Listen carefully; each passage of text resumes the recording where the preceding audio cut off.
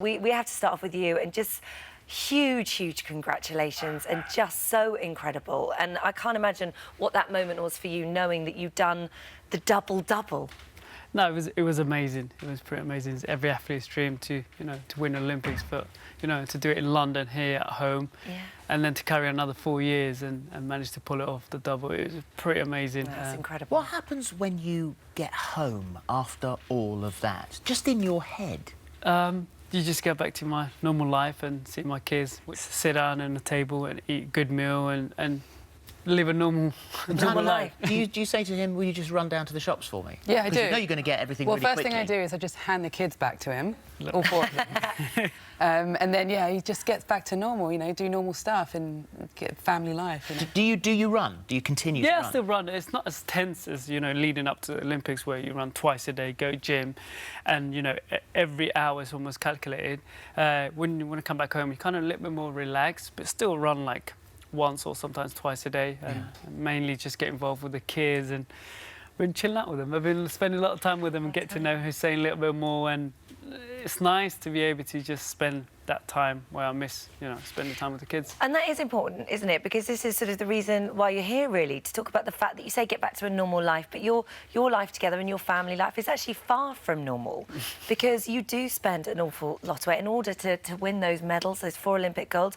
The dedication, the time you have to take away from your family is huge. It's a big sacrifice. Yeah, it's a massive sacrifice, and 6 months of the year I'm away from my family and the kids, and it's hard.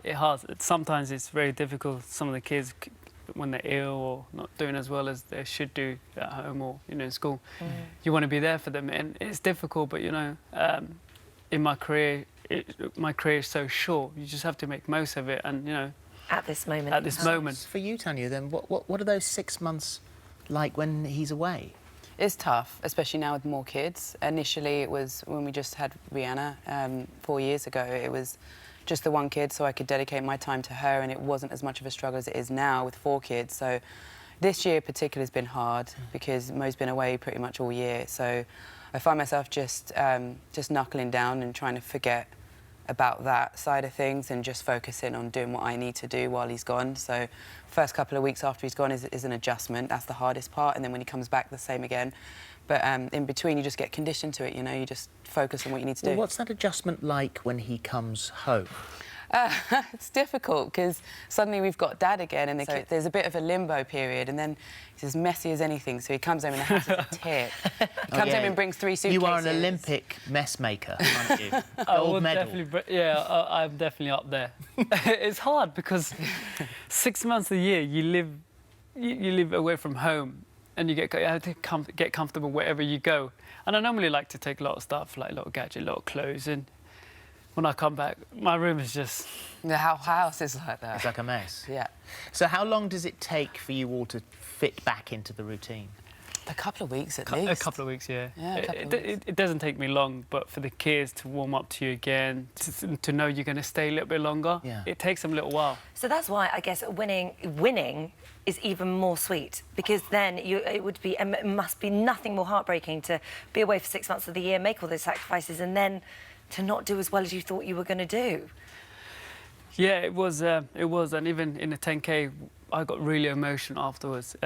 When I fell over in the race, I got really emotional because, you train so hard for that event, and I promised Rihanna I was going to get a medal, and at one moment I thought that was over. I thought that was gone. That was gone. Tell me also about the sleeping arrangement. I don't get too personal here, but this whole thing. What do you sleep in? What's over your face?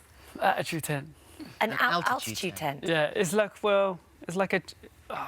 Have anyone got video? It's hard to explain. Tanya was able to explain. It's like a mini canopy. It's a square shape that sits over his head and shoulders. Right. And it's a plastic transparent sheet that covers it, and basically it's simulated so that it's at high altitude. So when he's sleeping, it's like he's being at 10,000 feet. Elevation. And so it reduces the oxygen? Correct.